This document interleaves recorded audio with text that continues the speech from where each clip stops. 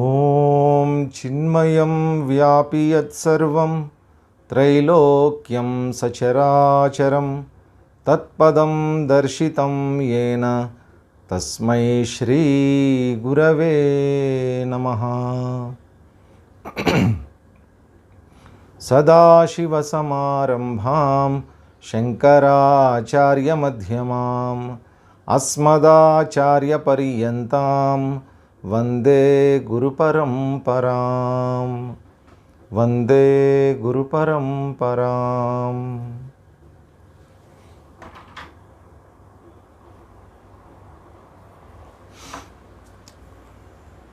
అందరికీ హరి ఓం, ప్రణామాలు. ఆత్మవిద్యా విలాసం అనేటువంటి ఈ గ్రంథ చర్చలో నిన్న జరిగినటువంటి శ్లోకాల్లో నిన్న మనం చూసాం. సదాశివుల వారు అసలు ఈ సృష్టి అనేటువంటిది ఎవరి వల్ల జరిగింది, ఎలా జరిగింది అనేటువంటి విషయాన్ని చెప్పారు. ఎవరు చేశారు, ఆ చేసినటువంటి విధానం ఏమిటి, ఇదంతా ఎవరు? మొట్టమొదట సత్ ఉన్నటువంటిది ఒకళ్ళే, ఆ సత్యమే, ఆ చైతన్య స్వరూపమే ఉన్నారు. ఆ ఉన్న ఒక్క సత్యం నుంచి మొట్టమొదట ఆవిర్భవించినటువంటివి సూక్ష్మమైనటువంటి భూతాలు, పంచభూతాలు. అవి ఎలా ఏర్పడ్డాయి? శక్తియుతాత్ వాతః ప్రసక్త సవిలా, గాలి చేత కొట్టబడినటువంటి నీటిలో ఏ విధంగా అయితే కెరటాలు అనేటువంటివి ఉత్పన్నమవుతూ ఉంటాయో ఆ విధంగా పరమాత్మ యొక్క శక్తి చేత ఆయనే ఈ విధంగా పంచభూతాలు, సూక్ష్మమైనటువంటి పంచభూతాలుగా ఆవిష్కృతమయ్యారు. ఆ పంచభూతాలు మొదట్లో సూక్ష్మంగా ఉన్నటువంటివి, వాటిల్లో సత్వరజస్తమో గుణాలు అనేటువంటివి 3 గుణాలు కూడా దాంట్లో వ్యక్తమవుతూ వచ్చాయి. ఈ 3 గుణాలతో ఉన్నటువంటి దాన్ని మనం సూక్ష్మ శరీరము అని అన్నాం. ఈ సూక్ష్మంగా ఉన్నటువంటి పంచభూతాలు ఏవైతే ఉన్నాయో తర్వాత స్థూలంగా వ్యక్తమయ్యాయి. ఆ స్థూలంగా వ్యక్తం అవడానికి మధ్యలో జరిగినటువంటి విధానం ఏమిటట? పంచీచకార, పంచీకరణం అనేటువంటి జరిగింది అని అన్నారు. పంచీకరణం అంటే ఏమిటో నిన్న మనం క్లుప్తంగా చూసాం. ప్రతి భూతం కూడా మొదట 2గా విడిపోవటం, ఒక భాగం అలాగే ఉండటం, రెండవ భాగం 4 భాగాలుగా మళ్ళా విడిపోవటం, ఆ విడిపోయినటువంటి 4 భాగాలు కూడా మొదటి భాగాన్ని అలాగే ఉంచి 4 కూడా మిగిలిన 4 తోటి సమ్మిళితం చెందటం. అట్లా ప్రతి భూతంలో ఉన్నటువంటి 4 భాగాలు ఏవైతే ఉన్నాయో అవి మిగిలిన 4 భూతాలతోటి సమ్మిళితం చెందుతున్నాయి. ఇదొక రియాక్షన్ అనేటువంటి జరిగింది. ఈ రియాక్షన్ పూర్తయిన తర్వాత దీంట్లోంచి స్థూలమైనటువంటి ఇప్పుడు మన కంటికి కనిపిస్తూ ఉన్నటువంటి భూమి, అగ్ని, నీరు, గాలి, ఆకాశం, ఇవన్నీ పంచభూతాలు ఏవైతే ఉన్నాయో ఇవన్నీ కూడా మనకి తెలియబడుతూ ఉన్నాయి స్థూలంగా. కాబట్టి ఈ స్థూలంగా ఆవిర్భవించినటువంటి ఈ జగత్తు ఏదైతే ఉందో, ఈ ప్రపంచం ఏదైతే ఉందో ఇది ఎలా వచ్చిందట? జీవులకి కావలసినటువంటి సహభోగ్య, భోగించడానికి, అనుభవించడానికి, ఈ జీవుడి యొక్క కోరికలన్నింటినీ కూడా తీర్చడానికి కావలసినటువంటి సరంజామా అంతా, వస్తు సామగ్రి అంతటితోటి సహా ఈ పంచభూతాలు అనేటువంటివి ఆవిర్భవించాయి. మరి దీంట్లోకి ప్రపంచం అయితే ఆవిర్భవించింది, మరి దీంట్లోకి జీవుడు ఎలా వ్యక్తం అవుతున్నాడు అనేటువంటి విషయం కూడా తెలియాలి. సృష్టి జరిగింది, ఆ జరిగినటువంటి సృష్టిలో జీవుడు కూడా ఉన్నాడు. ఈ జీవుడు ఎలా ఆవిష్కృతం అవుతున్నాడు? అవి ఇప్పుడు జరిగేటటువంటి శ్లోకాల్లో ఆ విషయాన్ని మనకి తెలియజేస్తారు. ఇవాళ శ్లోకాలు చదువుదాం. సృష్ట్వా జగత్సకలమేవమశేషకర్త తత్ప్రావిశత్ పునరుపాగత జీవభావః విస్మృత్య సత్యసుఖబోధమయస్వరూపం భ్రాంత్యా భ్రమత్యనిశమస్త వివేకలేశః. తర్వాత ఏం జరిగిందట? ఏవం సకలం జగత్ సృష్ట్వా అశేషకర్త, అశేషకర్త అన్నిటినీ సృష్టించినటువంటి కర్త, ఈ సృష్టికర్త ఎవరైతే ఉన్నారో ఆయన ఏం చేశారట?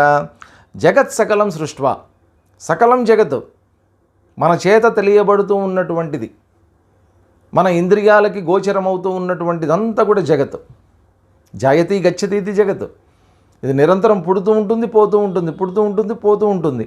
ఈ లక్షణం కలిగినటువంటి జగత్ ఏదైతే ఉందో ఈ మొత్తాన్ని కూడా సృష్టించి తత్ప్రావిశత్, ఆ అశేషకర్త అయినటువంటి ఆ పరమాత్మ తత్ప్రావిశత్, దాంట్లోకి ప్రవేశించాడు. ఎందుకని అంటే సూక్ష్మంగా ఉన్నటువంటి పంచభూతాలు స్థూలంగా మారాయి. స్థూలంగా మారినటువంటి ఈ పంచభూతాలు, వాటి చేత తయారైనటువంటి ఈ బ్రహ్మాండము, ఈ సృష్టి, ఈ ప్రపంచం ఇదంతా కూడా జడం. కానీ ఈ జడం చైతన్యవంతంగా ప్రకాశించాలి ఇక్కడ. కాబట్టి ఈ జడంలోకి చైతన్యం అనేటువంటిది వ్యక్తమైతే తప్ప ఇది చైతన్యంగా మనకి కనిపించదు. కాబట్టి ఆయన ఏం చేశారు? తత్ప్రావిశత్, ఈ పంచభూతాల్లోకి ఆయన ప్రవేశించారు, ఈ ప్రపంచంలోకి ఆయన ప్రవేశించారు. తర్వాత ఏం జరిగిందట? పునః ఉపాగత జీవభావ. ఎప్పుడైతే ఈ ప్రపంచంలోకి ఆయన ప్రవేశించారో జీవభావ ఉపాగత, జీవభావాన్ని పొందవలసి వచ్చింది ఆయన. ఆయన జీవుడు కాదు, ఆయన పరమాత్మ. కానీ ఎప్పుడైతే స్థూలమైనటువంటి దాంట్లోకి ప్రవేశించారో జీవభావ ఉపాగత, జీవభావం అనేటువంటిది ఆయన పొందవలసి వచ్చింది. పొంది ఏం జరిగిందట? సత్య సుఖ బోధమయ స్వరూపం విస్మృత్య. సత్య సుఖ బోధమయ స్వరూపం, సత్ చిత్ ఆనందం అంటే తన యొక్క అసలు స్వరూపం ఆత్మతత్వం ఏదైతే ఉందో, సచ్చిదానంద స్వరూపం ఏదైతే ఉందో ఆ స్వరూపాన్ని విస్మృత్య మర్చిపోయారట ఆయన. దాంట్లో ఉన్నప్పుడు ఆయన గుర్తుంది, ఈ ప్రపంచంలోకి ప్రవేశించిన తర్వాత ఆయన మర్చిపోయారు. మర్చిపోయిన తర్వాత అస్త వివేకలేశ, కొంచెం కూడా వివేకం అనేటువంటిది లేకుండా కోల్పోయి భ్రాంత్యా అనిశం భ్రమతి, భ్రమతోటి అనిశం భ్రమతి, నిరంతరం తిరుగుతూ ఉన్నాడట ఆయన. ఇదేమిటండి, ఏం జరిగింది అసలు? మామూలుగా ఇక్కడ ఉన్నటువంటి జీవుళ్ళకి భ్రాంతి అనేటువంటిది ఉంది. భ్రాంతి అంటే భ్రమ, ఉన్నది లేనట్టు లేనిది ఉన్నట్టు కనిపించడం ఏదైతే ఉందో దాన్నే మనం భ్రాంతి అని అన్నాం. ఒక వస్తువు యొక్క నిజస్వరూపాన్ని తెలుసుకోలేకపోవటం, వేరే రకంగా భావించటం, అగ్రహణం అన్యథాగ్రహణం, ఉన్నదాన్ని ఉన్నట్టు చూడలేకపోవటం, లేని దాన్ని ఉన్నట్టు కల్పించుకుని చూడటం ఏదైతే ఉందో దాన్ని మనం భ్రాంతి అని అన్నాం. ఈ పొరపాటు ఎందుకు జరుగుతోంది అంటే జీవభావ. ఈ జీవుడికి ఉండేటటువంటి ఒకానొక లక్షణం ఏమిటంటే తన యొక్క అసలు స్వరూపం ఏదైతే ఉందో దాన్ని తెలుసుకోలేకపోవటం. దానికి గల కారణం ఏమిటి? అస్త వివేకలేశ, వివేకం అనేటువంటిది లేకపోవటం. ఎందుకనంటే మానవుడికి బుద్ధి అనేటువంటిది ఉంది. ఈ బుద్ధి యొక్క ముఖ్య లక్షణం ఏమిటి? వివేకం. మనకు అందుకనే శంకరాచార్యులు వారు రాసినటువంటి ప్రకరణ గ్రంథాలు ఏవైతే ఉన్నాయో వాటిల్లో మొట్టమొదట మనకి చెప్పేటటువంటిది సాధన చతుష్టయ సంపత్తి అని చెప్తారు. ఆ సాధన చతుష్టయ సంపత్తిలో మొట్టమొదట చెప్పేటటువంటిది ఏమిటి? వివేకము, వైరాగ్యము, శమాధి షట్క సంపత్తి, ముముక్షుత్వం, ఇవన్నీ చెప్తారు. ఈ మొట్టమొదట చెప్పేటటువంటిదే వివేకం. మనకి లేనటువంటిది, ఒక జీవుడికి లేనటువంటిది అది. మనకి వివేకం ఉంది, లేకపోవటం అనేటువంటిది లేదు. అయితే అది దేనికి వినియోగించాలో దానికి వినియోగించకపోవటం వల్ల అనేక నష్టాలు జరుగుతున్నాయి. దానికి కారణం ఏమిటి? ఆ పరమాత్మ ఎప్పుడైతే జీవభావం అనేటువంటిది పొందాడో తన యొక్క స్వరూపాన్ని విస్మృత్య వదిలిపెట్టేసేసి, అప్పుడప్పుడు మానవులు కూడా ఏమిటంటే సాధారణంగా చిన్నపిల్లల్ని మనం గమనిస్తే అప్పుడప్పుడు ఏం జరుగుతుంటుందంటే వాళ్ళ ఇంట్లో ఉన్నంతసేపు, తమ సొంత ఇంట్లో ఉన్నంతసేపు, ఈ తల్లిదండ్రుల యొక్క చెప్పు చేతల్లో ఉన్నంతసేపు వాళ్ళు చాలా బుద్ధిగా చదువుకుంటూ చక్కగా అలాగా ఉంటారు. వాళ్ళని ఎప్పుడన్నా మీరు వేరే వాళ్ళ ఇళ్ళకి తీసుకెళ్ళండి, అప్పుడు విస్మృత్య వాళ్ళు మర్చిపోతారు. వాళ్ళకి ఇంట్లో నేర్పినటువంటి డిసిప్లిన్ కానివ్వండి, లేకపోతే ఇంట్లో ఉన్నటువంటి కట్టుబాట్లు నియమాలు కానివ్వండి, అవన్నీ మర్చిపోతారు. వాళ్ళు మర్చిపోయి ఆ ఇంటికి వెళ్ళిన తర్వాత విచ్చలవిడిగా ప్రవర్తించడం మొదలు పెడతారు. ఇక్కడ కూడా ఉన్నటువంటి ఒకే ఒక పరమాత్మ, ఒకే ఒక చైతన్యం, ఆయనే ఇంత పెద్ద బ్రహ్మాండానికి కారణమయ్యి ఇంత పెద్ద బ్రహ్మాండాన్ని ఆయన సృష్టించారు. ఇక్కడ మనం గమనించాల్సింది ఏంటంటే, ఏదైనా ఒక ఇంతకుముందు మనకి కుంభాధివతు ఉదాహరణలు చెప్పారు. ఏదైనా ఒక వస్తువు, ఒక ప్రోడక్ట్ అనేటువంటిది తయారవ్వాలి అంటే దానికి ముడి పదార్థం అనేటువంటి, ముడి సరుకు అనేటువంటిది అవసరం. ఇప్పుడు ఒక కుండ తయారు కావాలి అంటే ఖచ్చితంగా అక్కడ మట్టి అనేటువంటి ముడి సరుకు ఖచ్చితంగా ఉండి తీరాలి. ఇప్పుడు ఇంత పెద్ద బ్రహ్మాండం, నానాత్వము, పంచభూతాలతో కూడుకున్నటువంటి ఈ ప్రపంచము, ఇదంతా కూడా తయారవటానికి ఎన్ని రకాల ముడి పదార్థాలు ఉన్నాయి అనేటువంటి ఒక సందేహం వస్తుంది. దీంట్లో ఎన్ని రకాల ముడి పదార్థాలు లేవు, ఒకటే ముడి పదార్థం. ఏమిటది? ఆ పరమాత్మ, ఆ సత్యం. కాబట్టి ఉన్నటువంటి ఒకే ముడి పదార్థం అనేక రకాలుగా విస్తరించుకుంది. అది చెప్పడం కోసం అని చెప్పి కుండ మొదలైనటువంటి అనేటువంటి విషయాన్ని అక్కడ చెప్పారు. ఎప్పుడైతే మనం గమనిస్తే ఏమవుతుందంటే, మట్టి నుంచి కుండ అనేటువంటిది తయారైన తర్వాత, మట్టి నుంచి కూజ అనేటువంటిది తయారైన తర్వాత, ఒక కుండని చూస్తూ ఉన్నంతకాలం, ఒక కూజాని చూస్తూ ఉన్నంతకాలం దాన్ని మట్టి అని పొరపాటును కూడా మనం పిలవం. ఒక కూజాని చూసి ఇది మట్టి అని అనం, ఒక కుండను చూసి మట్టి అనం, ఒక ముంతను చూసి ఇది మట్టి అని అనం. ఎందుకని? పైన ఉండేటటువంటి నామరూపాలని చూస్తూ ఉన్నంతకాలం ఆ లోపల ఉన్నటువంటి అసలైనటువంటి మట్టి మనకి కనిపించదు.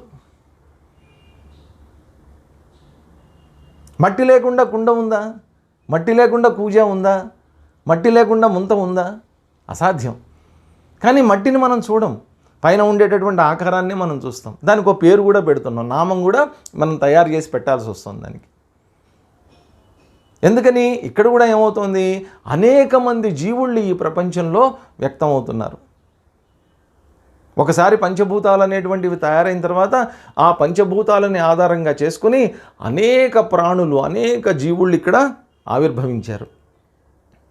కాబట్టి ప్రతి దాంట్లో కూడా ఏ విధంగా అయితే ప్రతి వస్తువులోనూ మట్టి అనేటువంటిది వ్యక్తమవుతుందో, ఇక్కడ మనకు కనిపిస్తున్నటువంటి ఈ పంచభూతాలు, ఈ పంచభూతాల్లో వ్యక్తమవుతున్నటువంటి భోగ్య వస్తువులు, వీటన్నిటిలో కూడా ఆయన కూడా వ్యక్తమవుతున్నారు. కాకపోతే జీవభావం అనేటువంటిది ఆపాదించడం వల్ల, ఆ జీవభావం అనేటువంటి దాంతో తాదాత్మ్యం చెందడం వల్ల తన యొక్క నిజస్వరూపం, అసలు స్వరూపం ఏదైతే ఉందో విస్మృత్య మర్చిపోతున్నారు. కాబట్టి మనందరిలో జరుగుతున్నటువంటి తప్పిదం ఏమిటో ఇక్కడ చెప్తున్నారు. మనందరం ఆ పరమాత్మ యొక్క అంశాలమే, ఆ పరమాత్మ నుంచి ఇక్కడికి వచ్చినటువంటి వాళ్ళమే. మనలో పరమాత్మ చైతన్యం వ్యక్తం అవుతోంది. కాకపోతే జరిగినటువంటిది ఏమిటి? విస్మృత్య, మర్చిపోయాం. దానికి కారణం ఏమిటి?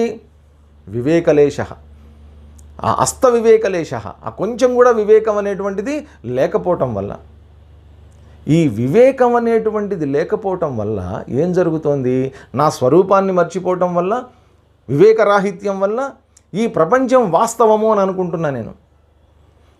ఈ ప్రపంచానికి ఆధారమైనటువంటి చైతన్యాన్ని నేను తెలుసుకోలేకపోతున్నా, చూడలేకపోతున్నా, అర్థం చేసుకోలేకపోతున్నా. అందువల్ల ఏమవుతుంది? భ్రాంత్యా భ్రమతి అనిశం. ఈ ప్రపంచం నిజం అనుకుని ఈ ప్రపంచంలో భ్రమతి, తిరగటం అంటే ఏంటి? అక్కడేదో సుఖం ఉంది, ఇక్కడేదో సంతోషం ఉంది, అది కనుక తెచ్చుకుంటే నాకు ఇంకా నా సంతోషం రెట్టింపు అవుతుంది, ఇంకా పెంపొందింపబడుతుంది, నాకు భార్య ఉంటే బాగుంటుంది, పిల్లల్ని కంటే బాగుంటుంది, ఇక్కడ ఉన్న ఇల్లు చాలదు, ఇంకో ఇల్లు కట్టుకుంటే బాగుంటుంది, ఈ ఉద్యోగం కాకుండా ఇంకో ఉద్యోగం చేస్తే ఇంకా ఎక్కువ జీతం వస్తుంది. ఇవన్నీ జీవభావ లక్షణాలు. కాబట్టి ఈ ప్రపంచం వాస్తవం అనేటువంటిది ఎప్పుడైతే మనకు తెలీదో, నిజస్వరూపం అనేటువంటిది ఎప్పుడైతే మనకు తెలీదో, ఆటోమేటిక్గా ఈ ప్రపంచం పట్ల అవగాహన లేకపోవటం వల్ల భ్రాంతి అనేటువంటిది కలుగుతుంది. వాస్తవాన్ని తెలుసుకున్నటువంటి రోజున భ్రాంతి అనేటువంటిది తొలగిపోతుంది. దాంట్లో ఏదో ఇంకా సారం ఉంది, ఇంకా ఏదో ఉంది, ఏదో చెప్తూ ఉంటారు. ఎడారిలోనట ఒంటెలు వాటికి ఎక్కడైతే ముళ్ళ చెట్లు, ముళ్ళ పొదలు దొరుకుతాయో ఆ ముళ్ళ పొదల దగ్గరికి వెళ్ళి ఆ ముళ్ళని విపరీతంగా నవ్వులుతూ ఉంటాయట. ఎందుకని నవ్వులుతాయట అవి అంటే, ఆ ముళ్ళు నములుతూ ఉంటే ఒక అద్భుతమైనటువంటి రుచి వాటికి కలుగుతూ ఉంటుందట. చాలా రుచికరంగా కనిపిస్తూ ఉంటాయట అవన్నీ. అందుకని ముళ్ళను నవ్వులుతాయట. వాస్తవంగా ఏమిటంటే ముళ్ళల్లో ఎటువంటి రుచి ఉండదండి. ఏం జరుగుతుంది? ఆ ముళ్ళు నములుతూ ఉన్నప్పుడు ఆ ముళ్ళు దాని నోట్లో అక్కడ ఇక్కడ గుచ్చుకుని దాని నుంచి ఆ గాయాల నుంచి వచ్చేటటువంటి రక్తం ఏదైతే ఉందో ఆ రక్తాన్ని నములుతూ తింటూ ఉంటాయట. దాన్ని రుచి తెలుస్తూ ఉంటుందట. ఆ రుచి దానికి చాలా హృదయంగా ఉంటుందట, చాలా ఇష్టంగా హితకరంగా ఉంటుందట. ఆ రుచి కోసం అని చెప్పి అవి నవ్వులుతూ ఉంటాయట. ముళ్ళల్లో ఎటువంటి రుచి ఉండదు. ఆ విషయం దానికి తెలియదు. కానీ అవి ఏమనుకుంటాయి, ముళ్ళల్లోనే రుచి ఉంది అని అనుకుంటాయి. వాస్తవంగా ఆ రుచి దాని యొక్క రక్తంలోంచే దానికి అందుతుంది. ఈ విషయం తెలియకపోవటం ఏదైతే ఉందో ఇది ఎందువల్ల? భ్రాంత్యా. వాస్తవం తెలియకపోవటమే భ్రాంతి. దానికి కారణం వివేకం అనేటువంటిది లేకపోవటం. అందుకనే మొట్టమొదటే సాధన చతుష్టయ సంపత్తిలో మొట్టమొదటే మనకు పెట్టేసినటువంటిది వివేకము. ఎందుకని? మనకి బుద్ధి అనేటువంటిది ఉంది. దాని యొక్క ముఖ్య లక్షణం వివేచన చేసి చూడటం, విడదీసి చూడటం. కాబట్టి ఆ వివేకం ఎప్పుడైతే కోల్పోయామో మానవుడు కూడా మామూలుగా మీరు ఎప్పుడన్నా చూడండి, కొంచెం ఆల్కహాలిక్స్, కొంచెం తాగుబోతులు అట్లాంటి వాళ్ళు ఉంటారు. ఏదన్నా తాగినటువంటి వాళ్ళు, మత్తు పదార్థాలు సేవించినటువంటి వాళ్ళు మనం చూస్తే మామూలుగా వాళ్ళు ఉదయం అంతా కూడా చాలా మంచి వ్యక్తిత్వం కలిగినటువంటి వాళ్ళుగా, హుందాగా కనిపిస్తారు మనకి. ఎప్పుడైతే వాళ్ళు ఆ సారాయిని కానీ ఆ బ్రాందీని కానీ ఏదైనా స్వీకరించారనుకోండి, ఆల్కహాల్ని స్వీకరించారనుకోండి, ఎప్పుడైతే వాళ్ళ మెడుల్లో ఆబ్లాంగేటా పనిచేయడం మానేసిందనుకోండి, వాళ్ళల్లో ఆ వివేకం అనేటువంటిది కోల్పోతారు. వాళ్ళు నేను ఎవరు, నా పేరేమిటి, నా స్థితి ఏమిటి, నా అంతస్తు ఏమిటి, ప్రపంచంలో నా పరువు ఏమిటి, ఇవన్నీ ఏవి గుర్తుండవు. అదేం విచిత్రమో. రోడ్డు మీదకి వచ్చి పిచ్చి పిచ్చిగా అరుస్తూ ఉంటారు, విసురుతూ ఉంటారు, అందరి చేత చీత్కారాలు పొందుతూ ఉంటారు, తిట్లు పొందుతూ ఉంటారు. ఎందుకని? ఆ క్షణంలో అది స్వీకరించినప్పుడు మెదడు సరిగ్గా పనిచేయకపోవడం వల్ల వివేచన అనేటువంటిది కోల్పోయినప్పుడు ఇష్టం వచ్చినట్టు ప్రవర్తిస్తారు. కొంతమందిని మనం చూస్తాం, వాళ్ళకి ఏదైనా కోపం వచ్చిందనుకోండి, ఆ కోపంలో వివేకం కోల్పోతారు. కోల్పోయి ఎదుటివాడిని చంపడానికి కూడా సిద్ధమైపోతారు.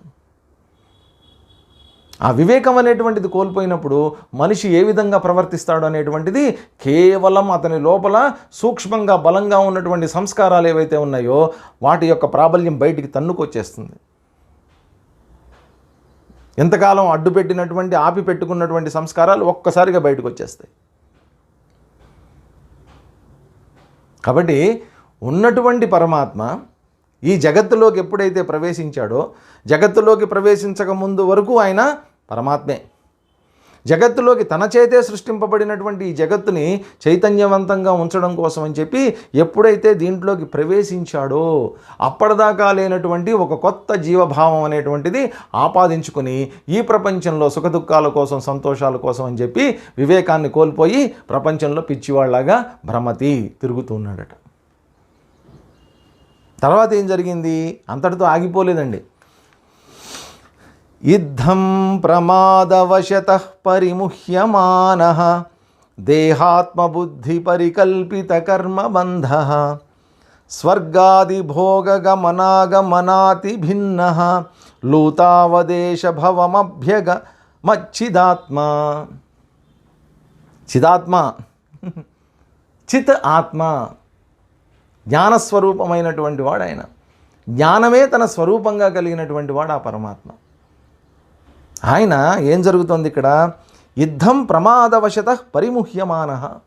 ఈ విధంగా ప్రమాదవశతః, పొరపాటున, పాపం ఆయన చేయకూడదని అనుకుని ఉంటాడు, అసలు ఈ సృష్టి చేయకూడదని అనుకుని ఉంటాడు ఆయన. కానీ సృష్టి చేసేసాడు. సృష్టి చేసిన తర్వాత మరి చేయవలసింది కంటిన్యూ చేయాలి. ఏం చేశాడు ఆయన? తత్ప్రావిశతు, దాంట్లో ప్రవేశించాడు కూడా. ఇదంతా ఎలా జరిగింది? ప్రమాదవశతః. వాస్తవంగా చెప్పాలంటే పరమాత్మ ఈ సృష్టి ఎందుకు చేశాడు అని చెప్పడానికి ఇంతలావు గ్రంథాలు ఉన్నాయి. దాన్ని నిరూపించడానికి కోసం అని చెప్పి అనేక శాస్త్రాలు ఉన్నాయి. అది కావాలని చేశాడా, మన కోసం చేశాడా, ఆయన కోసం చేశాడా, టైంపాస్ కోసం చేశాడా, ఇవన్నీ పక్కన పెట్టేద్దాం. మొత్తానికి జరగకూడదు జరిగిపోయింది. ప్రమాదవశతః ఆయన ఈ ప్రపంచంగా విస్తరించుకోవటం, దాంట్లోకి ఆయన ప్రవేశించటం కూడా జరిగిపోయింది. ఈ విధంగా ప్రమాదం ఒక పొరపాటుగా జరిగిపోయినటువంటి దాంట్లో పరిముహ్యమానః, ముహ్యము అంటే మోహంలో ఉండటం, పరిముహ్యమానః పూర్తిగా మోహంలో పడిపోయినటువంటి వాడైపోయి దేహాత్మ బుద్ధి పరికల్పిత కర్మబంధ, దేహ ఆత్మ బుద్ధి పరికల్పితం, దేహ ఆత్మ, ఈ దేహమే నేను అనేటువంటి భావనని పెంపొందింపజేసుకున్నాడు. పరికల్పితం, ఇంతకుముందు లేదది. ఆ లేనటువంటి భావన, ఎందుకనంటే జీవుడు అని మనం అనాలి అంటే ఆ జీవుడికి అక్కడ ఒక స్థూలమైనటువంటి శరీరం ఉండాలి, అతనికి ఒక పేరు కూడా ఉండాలి, అతనికి కొన్ని లక్షణాలు ఉండాలి, అతనిలో గుణాలు అనేటువంటివి వ్యక్తం అవుతూ ఉండాలి, అతను ఏదో ఒక రకమైనటువంటి కర్మలు కూడా చేస్తూ ఉండాలి, అతను మాట్లాడుతూ ఉండాలి, అతను ఆలోచనలు చేస్తూ ఉండాలి. ఇవన్నీ చేస్తూ ఉంటే అతన్ని మనం ఒక జీవుడు అని అన్నాం. ఎదుటివాడినే కాదు, ఇవన్నీ నేను చేస్తున్నాను కాబట్టి నేను కూడా జీవుణ్ణి. ఎప్పుడైతే నేను జీవుణ్ణి, నేను నా అనేటువంటి జీవభావం నాకు ఏర్పడిందో వెంటనే ఏం జరుగుతుంది, ఆ నేను అనేటువంటిది లోపల అహం అనేటువంటిది బయలుదేరుతుంది. కాబట్టి నాకు సుఖాలు కావాలి, నాకు సంతోషాలు కావాలి, నేను ఆనందంగా ఉండాలి, నాకు నేను. ఇక్కడ ఏం జరిగిపోయింది, పరిముహ్యమానః, మోహంలోకి వెళ్ళిపోయాడు. తన యొక్క నిజస్వరూపం ఏమిటో తెలుసుకోలేక ఈ అహంతో ఎప్పుడైతే తాదాత్మ్యం చెందాడో, నేనే ఈ శరీరం అనేటువంటి భావన ఎప్పుడైతే ఏర్పడిందో కర్మబంధంలో ఇరుక్కుంటున్నాడు. ఇది చాలా పెద్ద పొరపాటు అండి. ఎందుకనంటే మానవుడు లేదా ఇప్పుడు మనం చెప్పుకుంటున్నటువంటి ఈ జీవుడు ఎవరైతే ఉన్నారో, ఈ జీవుడికి కావాల్సిందేంటి, ఎప్పుడు ఏం కోరుకుంటూ ఉంటాడు, నాకు ఆనందం కావాలి, నేను తృప్తి చెందాలి, నాకు ఆనందం కావాలి, నాకు సుఖం కావాలి, సంతోషం కావాలి. కాబట్టి మానవుడికి కావలసినటువంటివి 3: సుఖం, సంతోషం, ఆనందం. సుఖము అంటే ఏమిటి, ఈ శరీరం ఎప్పుడైతే తృప్తి చెందుతుందో దానివల్ల లభించేటటువంటిది సుఖం. మనసు ఎప్పుడైతే తృప్తి చెందిందో దానివల్ల లభించేటటువంటిది సంతోషం. బుద్ధి ఎప్పుడైతే తృప్తి చెందిందో దానివల్ల లభించేటటువంటిది ఆనందం. కాబట్టి సుఖం, సంతోషం, ఆనందం, ఈ 3 కావాలి. ఈ 3 కూర్చుంటే వస్తాయా? సంపాదించాలి. సంపాదించడం అంటే ఏమిటి, ఏదో ఒక పని చేసి సంపాదించాలి. ఆ పనినే మనం కర్మ అంటున్నాం. ఏదో ఒక కర్మ చేయాలి. నేను పెద్ద ఇల్లు కట్టుకోవాలి, ఇల్లు కట్టుకోవాలంటే ఏం చేయాలి, డబ్బు కావాలి. ఆ ఇల్లు కట్టుకుంటే నాకు సంతోషం, నాకు ఆనందం, నాకు సుఖం, ఆ ఇంట్లో నాకు సుఖం దొరుకుతుంది, ఒక తృప్తి కలుగుతుంది. నాకంటూ ఒక ఇల్లు ఉంది, అప్పుడు అందరూ ఆహా బ్రహ్మాండంగా ఇల్లు కట్టారండి అంటారు, అప్పుడు ఒక ఆనందం. ఊరికినే ఇట్లా చిటికేస్తే వస్తుందా ఇల్లు, దానికి డబ్బు కావాలి. మరి డబ్బు కావాలంటే ఏం చేయాలి, డబ్బు కూడా ఊరికినే రాదు, ఇల్లు ఊరికినే రాదు, ఇల్లు కట్టడానికి డబ్బు కూడా ఊరికినే రాదు. కాబట్టి దానికి ఏం చేయాలి, ఏదో ఒక పని చేయాలి, కర్మ చేయాలి. అలాగా ఏదో ఒక రకమైనటువంటి కర్మలు అనేటువంటివి చేసి ఆ కర్మల ద్వారా ఈ సుఖాలని, సంతోషాలని, ఆనందాలని పొందటం అనేటువంటిది చేస్తూ ఉంటాడు ఈ జీవుడు నిరంతరం, పుట్టిన దగ్గర నుంచి చనిపోయేంత వరకు. ఇది మనం చూస్తూనే ఉన్నాం, కళ్ళారా చూస్తున్నాం. ఎవరినో చూసి చెప్పక్కర్లా, మనల్ని మనం చూసి అర్థం చేసుకోవచ్చు ఈ విషయాన్ని. కాబట్టి ఇలాగా కర్మలు అనేటువంటివి చేస్తూ ఉంటే ఏమవుతుందంటే, ఒక కర్మ చేశాను, ఒక ఫలితం అనేటువంటిది లభించింది, ఆ ఫలితం లోపలికి వెళ్ళిన తర్వాత ఏమవుతుంది, ఒక కొత్త వాసనగా లోపల రూపాంతరం చెందుతూ ఉంటుంది.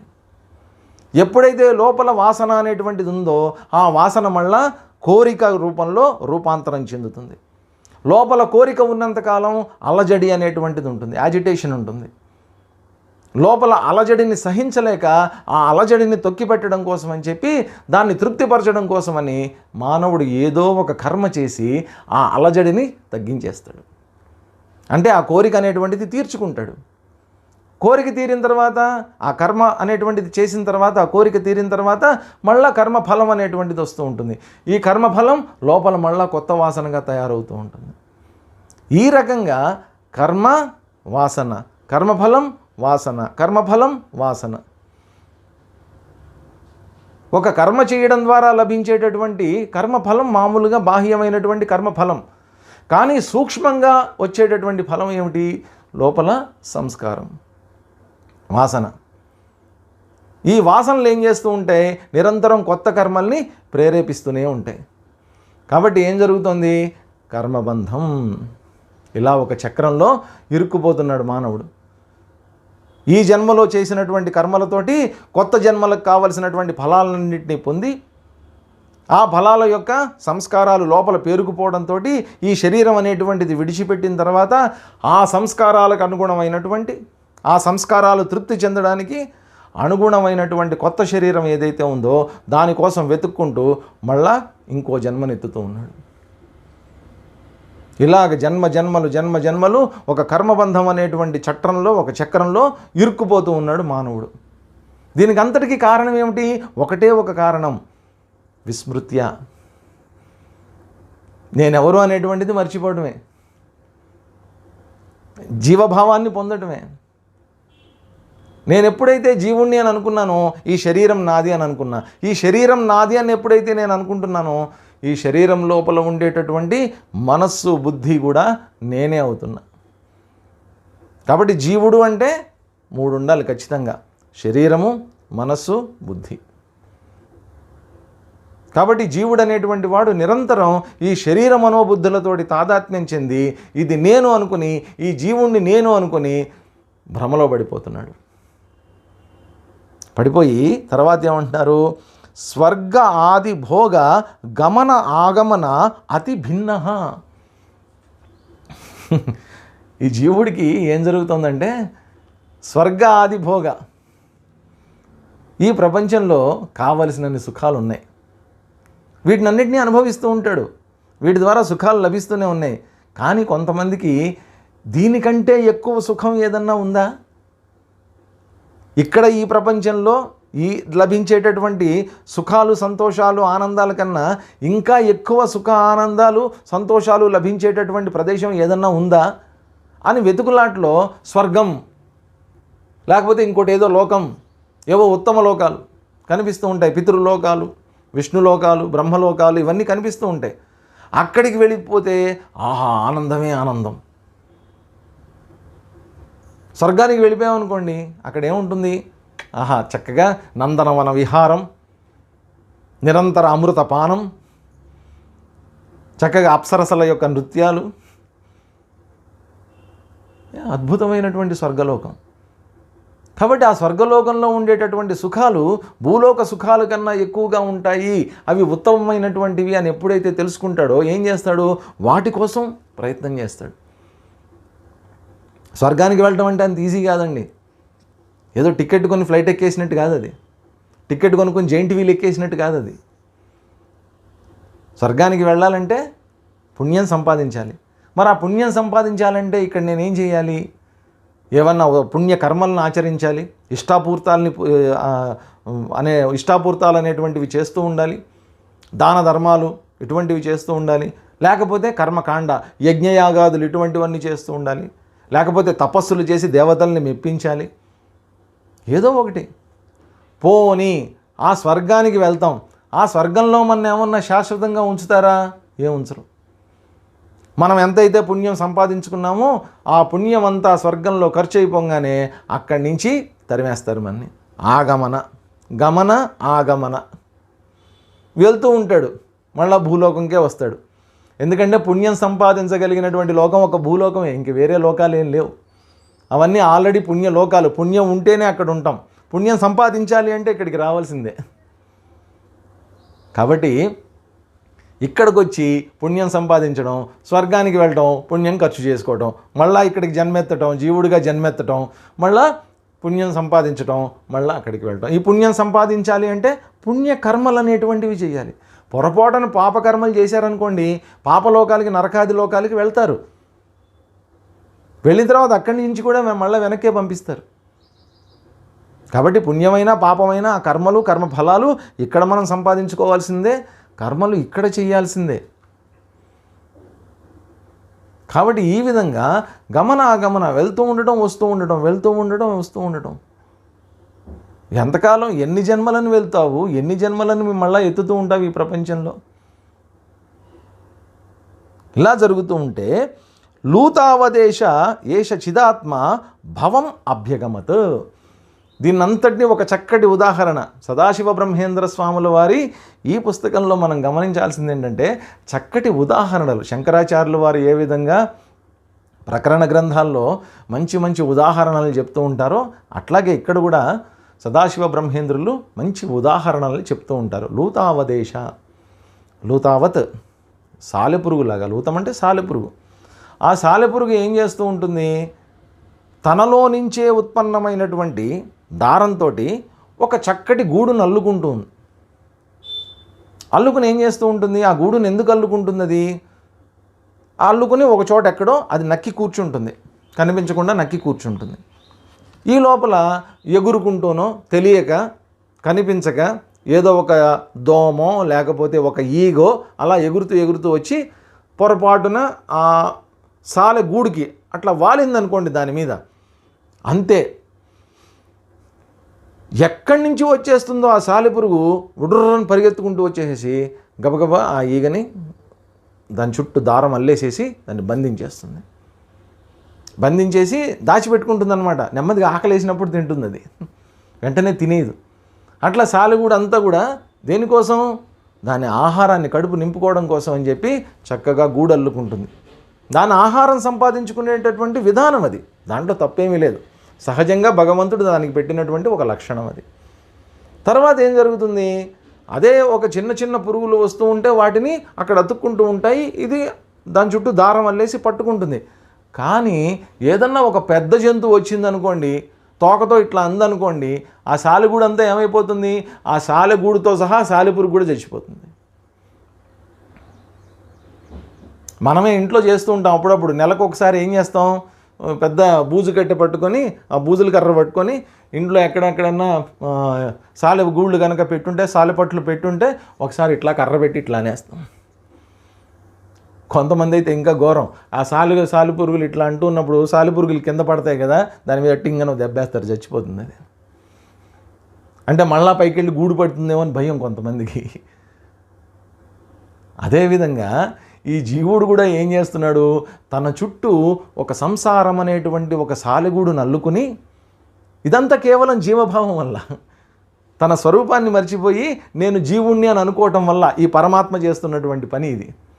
ఈ జీవుడు అనేటువంటి వాడు తన చుట్టూ తన బంధువులు, స్నేహితులు, సంసారము, భార్య, పిల్లలు, ఇళ్ళు, వాకిళ్ళు, ఆస్తులు, అంతస్తులు, పదవులు, స్థితులు, గతులు, ఒక సంసారం అల్లుకొని దీంట్లో ఇతను బతుకు ఎట్లా ఉందిరా అంటే ఒక సాలెపురుగు బతుకు అన్నమాట.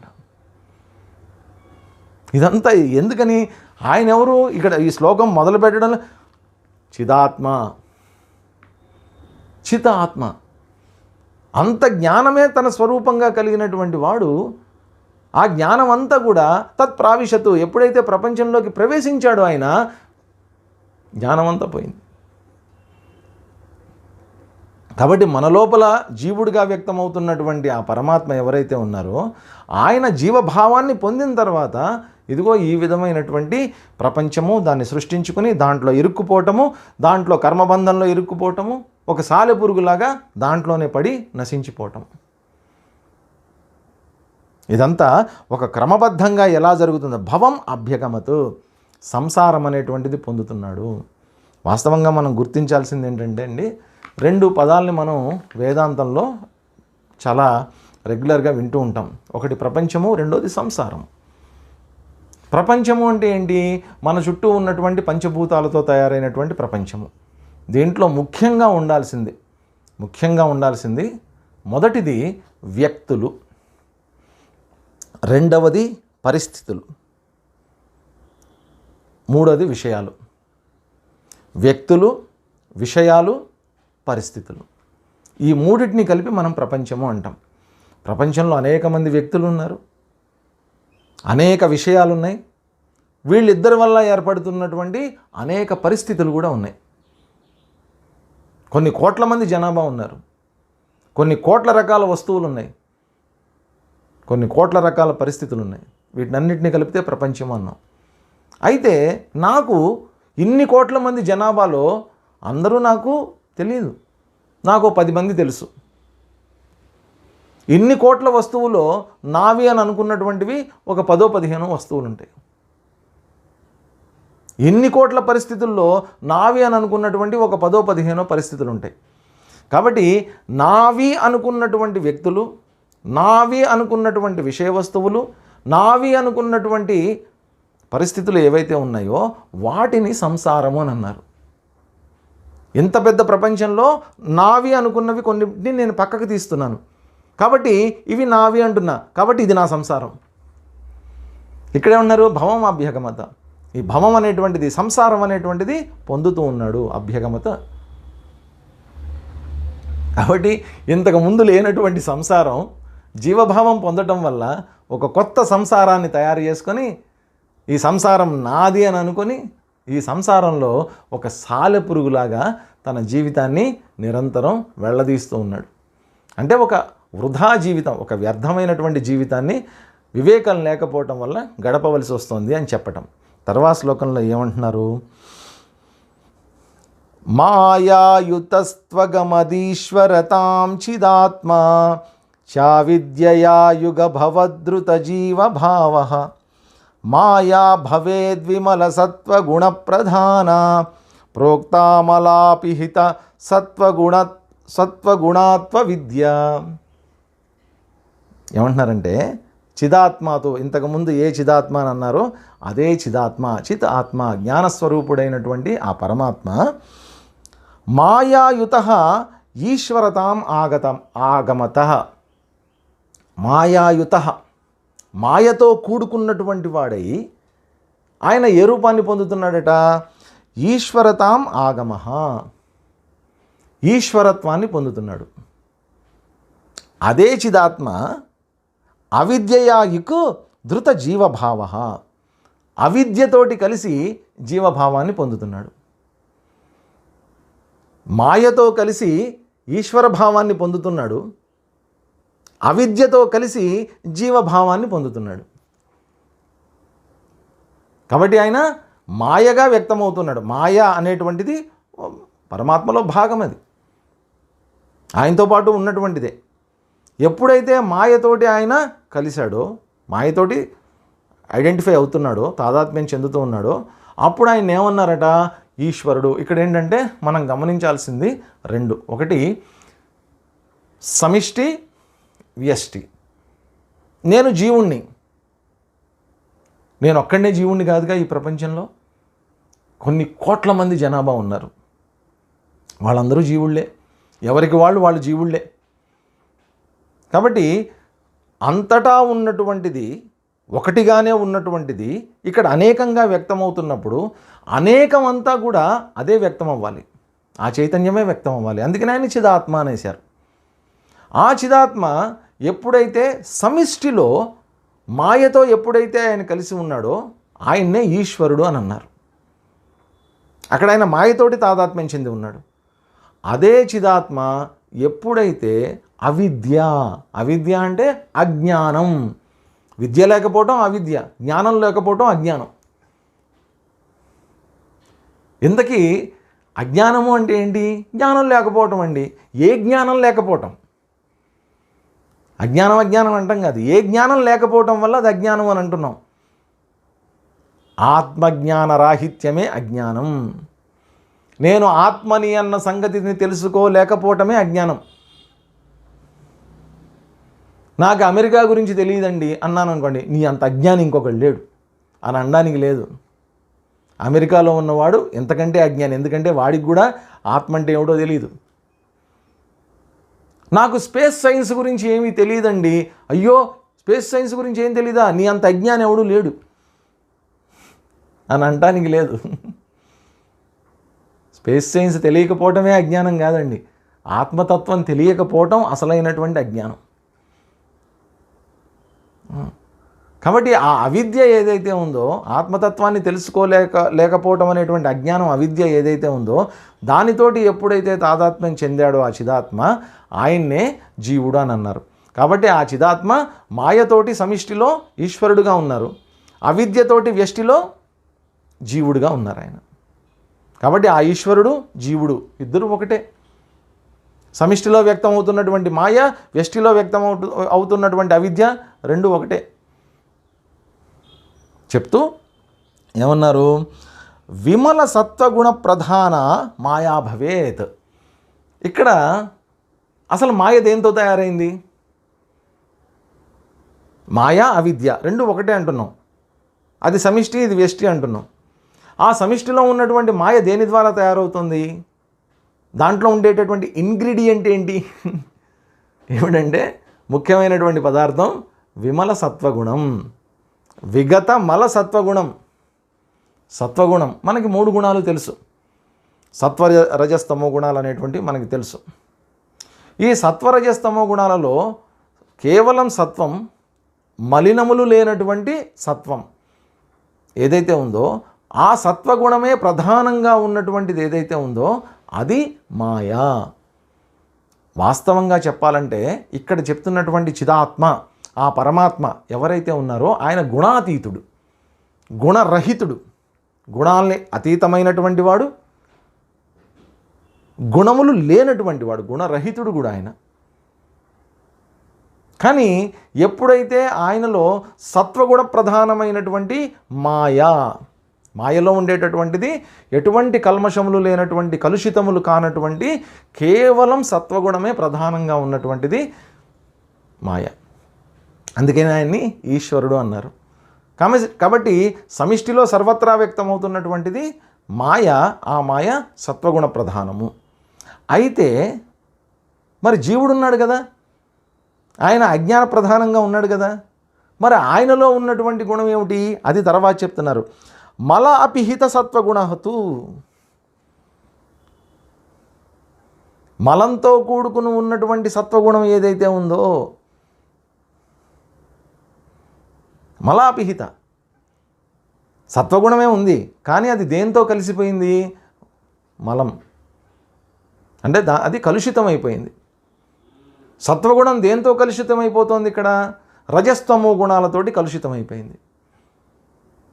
రజస్తమో గుణాలతోటి కలుషితమైనటువంటి సత్వగుణ ప్రధానంగా ఇక్కడ చెప్తున్నటువంటి జీవుడికి ఉన్నటువంటి అవిద్య. కాబట్టి ఈ శ్లోకాన్ని క్లుప్తంగా మనం ఇంకొక రకంగా అర్థం చేసుకుందాం. ఏమిటి? సమిష్టిలో ఉన్నటువంటిది ఈశ్వరుడు, వ్యష్టిలో ఉన్నటువంటిది జీవుడు. సమిష్టిలో ఆ చిదాత్మ పరమాత్మ ఈశ్వరుడిగా వ్యక్తం అవడానికి కారణం ఏమిటి? మాయాయుత, మాయతో కలిసినందువల్ల. అదే పరమాత్మ జీవుడిగా వ్యక్తం అవడానికి కారణం ఏమిటి? అవిద్యాయుక్త, అవిద్యతో కూడుకుని ఉన్నందువల్ల. ఇంతకీ మాయ దేంతో తయారవుతోంది? మలము లేనటువంటి, కలుషములు లేనటువంటి సత్వగుణంతో తయారైనటువంటిది. అవిద్య దేంతో తయారవుతోంది? మలంతో కూడుకున్నటువంటిది, మలంతో కలిసినటువంటి సత్వగుణంతో అవిద్య అనేటువంటి తయారవుతుంది. ఇక్కడ మలము అంటే ఏమనుకున్నాం? రజస్తమో గుణాలు అనేటువంటి మలినాలు. కాబట్టి ఈ సమిష్టి వ్యష్టి, మైక్రోకాజం మ్యాక్రోకాజం, ఈ రెండింటిని జాగ్రత్తగా అర్థం చేసుకున్నప్పుడు సమిష్టిలో ఏదైతే ఉందో అదే వ్యష్టిలో ఉంది, వ్యష్టిలో ఏదైతే ఉందో అదే సమిష్టిలో ఉంది అన్న విషయం మనకు అర్థమవుతుంది. ఎందుకని? అది సమిష్టి అన్న వ్యష్టి అన్న కూడా రెండు కూడా ఆ పరమాత్మ నుంచి వచ్చినటువంటివే. కాబట్టి అదే పరమాత్మ సమిష్టిలో వ్యక్తం అవుతున్నాడు, అదే పరమాత్మ వ్యష్టిలో వ్యక్తం అవుతున్నాడు. సమిష్టిలో వ్యక్తం అవుతున్నప్పుడు ఈశ్వరుడు అన్నారు, వ్యష్టిగా వ్యక్తం అవుతున్నప్పుడు ఆయన్నే జీవుడు అన్నారు. ఇది వివేకము. ఇంతకు ముందు శ్లోకంలో చెప్పారు చూసారా, అస్త వివేకలేశ. ఈ వివేకం లేకపోవటం వల్ల ఉన్న ఒక పరమాత్మ నుంచే ఈశ్వరుడు జీవుడు వస్తున్నారు. జీవుడు ఈశ్వరుడు వేరు కాదు, ఈ రెండు కూడా పరమాత్మ నుంచే వచ్చినటువంటివి, ఆయన వల్లే వచ్చినటువంటివి అనేటువంటి వివేకం లేకపోవటం వల్ల భ్రాంతితోటి భ్రమతి ఈ ప్రపంచంలో తిరుగుతూ కర్మబంధంలో పడిపోతున్నాడు జీవుడు అని చెప్పి తర్వాత చెప్తున్నారు చూడండి. ఏకోప్యనేక ఇవ భాతి శరీర భేదాత్ ఆత్మా ఘటాదిగత భేద వశాద్వియద్వత్ దేహేంద్రియాదిషు చలత్సు నిజ ప్రకాశాత్ పూర్ణోపి నిశ్చలతరోపి వికారవద్వత్. అద్భుతమైనటువంటి ఆలోచన ప్రవాహం ఇది. ఏం చెప్తున్నారు? ఏకః అపి ఆత్మ, ఆత్మ ఒక్కడే అయినప్పటికీ కూడా శరీర భేదాత్ అనేక ఇవ, శరీర భేదాత్ అనేకమైనటువంటి శరీరాలు ఈ ప్రపంచంలో వ్యక్తం అవుతున్నాయి. భారతదేశం జనాభానే 130 కోట్లట. ఈ 130 కోట్ల శరీరాలుగా ఆయన వ్యక్తమైపోతున్నాడు. దీన్నే మనం భారతదేశ జనాభా అంటున్నాం. కాబట్టి ఈ అనేక ఇవ ఘట ఆది భేదవశాత్ వియత్వత్ భాతి.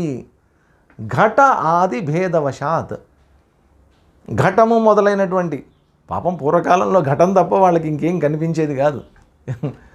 కాబట్టి ఘట ఆదివశాత్, ఇంతకుముందు మనం చూసాం, మట్టి నుంచి కుండ వస్తుంది, మట్టి నుంచే కూజ వస్తుంది, మట్టి నుంచే ముంత వస్తుంది అని అన్నారు.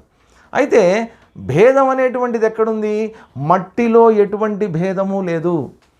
కానీ మట్టితో తయారైనటువంటి వస్తువులు ఏవైతే ఉన్నాయో ఆ వస్తువుల్లో పైన ఉండేటటువంటి నామరూపాల్లో భేదాలు అనేటువంటివి వ్యక్తమవుతూ ఉన్నాయి. కాబట్టి ఏమిటి? ఒక కుండ ఉందనుకోండి, పైన ఉన్నటువంటి ఆకారాన్ని మనం చూస్తున్నంతసేపు దాన్ని కుండ అని అంటున్నాం, బాగానే ఉంది. కానీ ఆ పైన ఉన్నటువంటి మట్టి ఏదైతే ఉందో అది మనకు ఎందుకు ఉపయోగపడదు. మరి కుండలో మనకు ఉపయోగపడేటటువంటిది ఏమిటి? ఆ మట్టి అనేటువంటి ఉపాధి ఏదైతే ఉందో, దాని లోపల ఉన్నటువంటి ఆకాశం ఏదైతే ఉందో అది మనకి ముఖ్యం. నీళ్లు తీసుకెళ్ళి కుండలో పోయిండ్రా అన్నారు. నీళ్లు తీసుకెళ్ళి కుండలో పొయ్యండి అంటే కుండ మీద పోస్తామా మనం? కుండ లోపల పోస్తాం. కుండ లోపల మనం నీళ్లు పొయ్యాలి అంటే కుండలో ఏముండాలి? వియద్వత్ ఆకాశం ఉండాలి.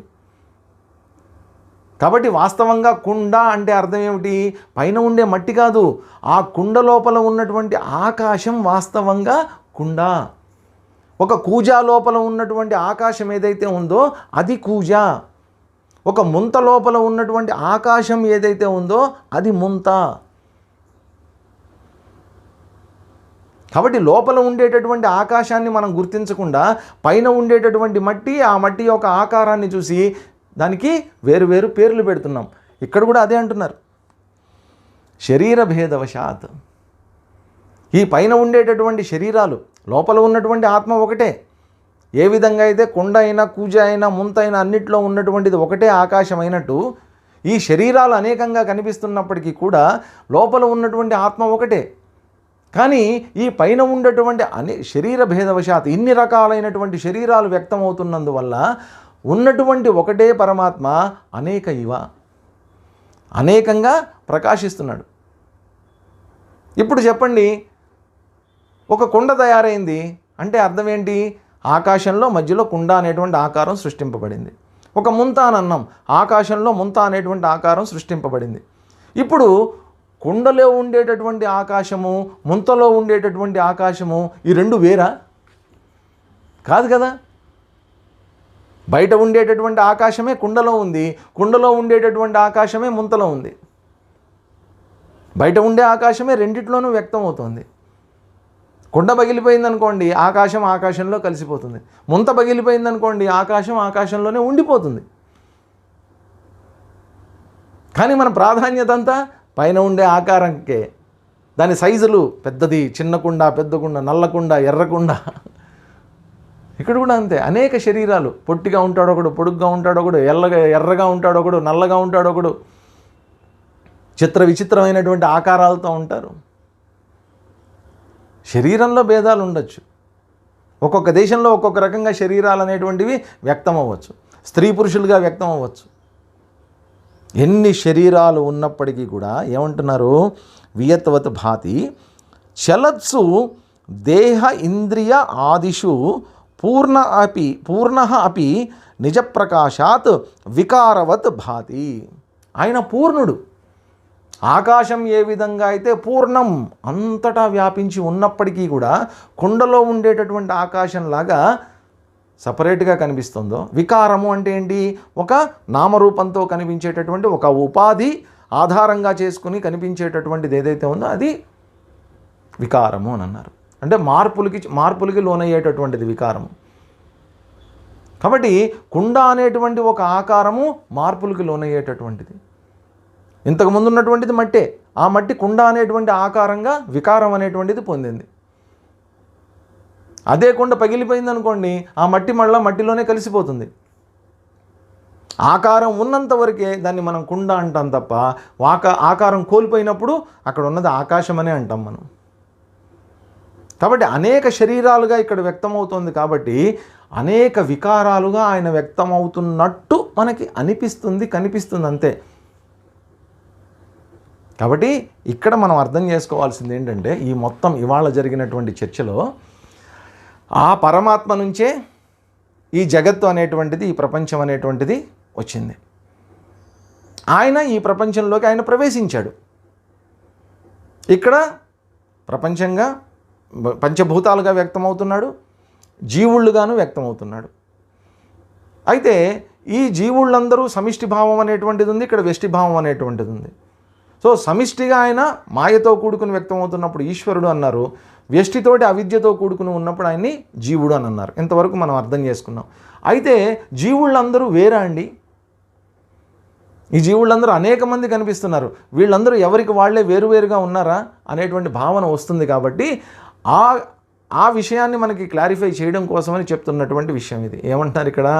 కేవలం ఆకాశం అనేటువంటిది ఉండటం వల్ల కుండ యొక్క నామరూపాల వల్లే పైన మార్పులు అనేటువంటివి ఆకాశంలో గోచరిస్తున్నాయి తప్ప ఆకాశానికి ఏ విధమైనటువంటి మార్పులు లేవు, వికారాలు అనేటువంటివి లేవు. కాబట్టి ఆ పరమాత్మ జీవుల్లో ప్రవేశించినంత మాత్రాన, పైన ఉండేటటువంటి నామరూపాలు ఉన్నంత మాత్రాన అనేకమని చెప్పడానికి ఆస్కారం లేదు. ఉన్నటువంటిది పరమాత్మ ఒక్కడే. భాతి అని అన్నారు, వత్ భాతి, లాగా, అనేక మంది లాగా, అనేక వికారాలు లాగా ఇక్కడ కనిపిస్తుంది తప్ప వాస్తవంగా అనేక రూపాలు కానీ అనేక నామాలు కానీ లేవు అని చెప్పడం కోసం ఈ జ్ఞానం కలిగి ఉండటమే వివేకము. కాబట్టి మనందరికీ వివేకం ఉంది, రోజు ఈ వివేకాన్ని మనం వినియోగిస్తున్నాం. కానీ దేనికోసం వినియోగిస్తున్నాం ఈ వివేకాన్ని? వంకాయ కూర వండుకుందామా, బెండకాయ కూర వండుకుందామా, ఆ సినిమా బాగుంటుందా, ఈ సినిమా బాగుంటుందా, వాళ్ళు మంచివాళ్ళ, వీళ్ళు మంచివాళ్ళ, ఇంతవరకే వినియోగిస్తున్నాం. కానీ ఈ వివేకాన్ని ఏది సత్యము, ఏది అసత్యము, ఏది నిత్యము, ఏది అనిత్యము, ఏది ఆత్మ, ఏది అనాత్మ, ఏది ఈశ్వరుడు, ఏది జీవుడు అనేటువంటి విచక్షణ చేయడానికి, విడదీసి చూడడానికి మనం ఇంతవరకు వినియోగించట్లేదు. ఏంటి? వివేకం లేక కాదండి, బుద్ధి లేక కాదు. మనం దాన్ని దేనికోసం వినియోగిస్తున్నాం అనేటువంటిది ముఖ్యం. ప్రాపంచికమైనటువంటి సుఖాలు కావాలన్నప్పుడు దాన్ని ప్రపంచికంగానే వినియోగిస్తాం. ఆత్మానుభవం కావాలనుకున్నప్పుడు, ఆత్మసుఖం కావాలి అని అనుకున్నప్పుడు ఆత్మానాత్మ వివేచనం చేస్తాం. కాబట్టి ఆ వివేకం అనేటువంటిది ఉపయోగించుకొని ఆత్మ ఏమిటి, అనాత్మ ఏమిటి, జీవుడు ఎవరు, ఈశ్వరుడు ఎవరు అనేటువంటి వివేకం చేయగలిగినప్పుడు మనకి వాస్తవం ఏమిటి, సత్యం ఏమిటి, ఈ సృష్టి జరిగినప్పుడు జరిగినటువంటి ఆ పొరపాటు ఏమిటి, ప్రమాదవశాత్ ఆ ప్రమాదం, పొరపాటు అనేటువంటిది ఎందుకు జరిగింది, జరిగితే జరిగింది, వాస్తవం ఎక్కడికి పోలేదు కదా, వాస్తవం ఏమిటి అని తెలుసుకోవటం ఏదైతే ఉందో అది నిజమైనటువంటి ఆధ్యాత్మిక చింతన, అదే నిజమైనటువంటి విచారణ. కాబట్టి వివేకం ద్వారా చేయవలసినటువంటిది విచారణ. సో ఇక్కడతోటి మనం ఒక చిన్న విచారణ ద్వారా ఆత్మానాత్మల యొక్క వివేకం అనేటువంటిది తెలుసుకొని ఇక్కడ జీవేశ్వరుల యొక్క ఏకత్వం అనేటువంటిది ఎలాగుంది అనేటువంటి విషయాన్ని మనకి ఇక్కడ చెప్పారు. ఇంకా మరి ఇంతటి అజ్ఞానంలో ఉన్నటువంటి జీవుడు అసలు ఏం చేయాలి అనేటువంటి విషయాన్ని రేపు చెప్తారు. కాబట్టి మిగతా శ్లోకాలు రేపు చూద్దాం. హరి ఓం. ఓం పూర్ణమదః పూర్ణమిదం పూర్ణాత్ పూర్ణముదచ్యతే పూర్ణస్య పూర్ణమాదాయ పూర్ణమేవావశిష్యతే. ఓం శాంతి శాంతి శాంతి. హరి ఓం. శ్రీ గురుభ్యో నమః. హరి ఓం.